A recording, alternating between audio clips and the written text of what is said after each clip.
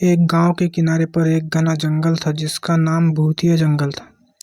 जंगल के अंदर का रास्ता इतना भयानक था कि सूरज की रोशनी वहां तक पहुंच नहीं पाती थी। गांव के लोग जंगल की कहानियों से डरते थे और जंगल की ओर जाने से बचते थे। कहा जाता था कि जंगल में एक बहुत पुरानी और जर्जर हवेली खड़ी थी, जिसमें एक राजा की आत्मा रहती थी।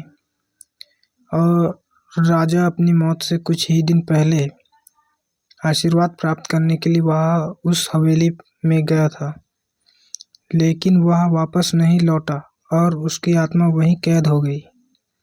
एक दिन गांव में एक साहसी युवक अर्जुन आया।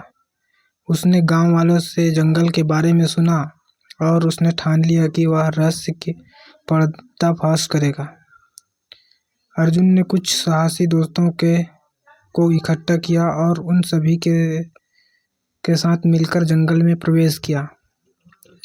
जंगल में प्रवेश करते ही उन्हें भयानक आवाजें सुनाई देने लगी। पेड़ों के पत्ते सरसराने लगे और ठंडी हवाएं उनके कानों में फुसफुसाने लगी। अर्जुन और उनके दोस्त ने हिम्मत जुटाई और आगे बढ़ते रहे। रात होते वे हवेली तक पहुंच गए। हवेली से एक अजीब सी रोशनी निकल रही थी। उस रोशनी को देखकर वे सभी समझ गए कि यह एक अलौकिक है। उन्होंने हवेली के अंदर कदम रखा और देखा कि हवेली के अंदर का दृश्य किसी रोशन महफिल की तरह था। हवेली के मध्य भाग में एक बड़ा हॉल था, जहां राजा की आत्मा को शांति पाने के लिए पूजा की जाती थी। अर्जुन ने देखा कि हॉल के बीच में एक पवित्र और उसके चारों ओर अदृश्य ताकतें थी। अर्जुन ने समझ लिया कि अगर उसे राजा की आत्मा को शांति दिलानी है तो उन्हें पूजा में खुद को शामिल करना होगा। और उसने और उनके दोस्त ने जंगल के प्राकृतिक साधनों का उपयोग करके पूरी निष्ठा के साथ पूजा की।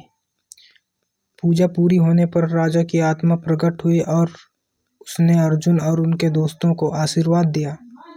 राजा की आत्मा मुक्त हुई और जैसे ही वह ऊपर आकाश की ओर बढ़ी, पूरे जंगल में एक अजीब सी शांति छा गई।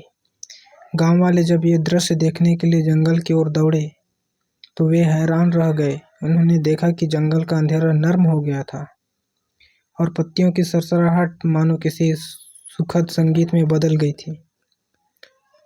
अर्जुन और उनके दोस्तों ने साहस और ज्ञान के कारण जंगल अब भूतिया नहीं रहा। लोगों ने उन्हें अपना हीरो माना और भूतिया जंगल अब एक पवित्र जंगल के रूप में जाना जाने लगा। कहानी से ये सीखने को मिलती है कि साहस और सच्चाई की राह पर चलने वालों का मार्ग ईश्वर हमेशा प्रशस्त करते हैं।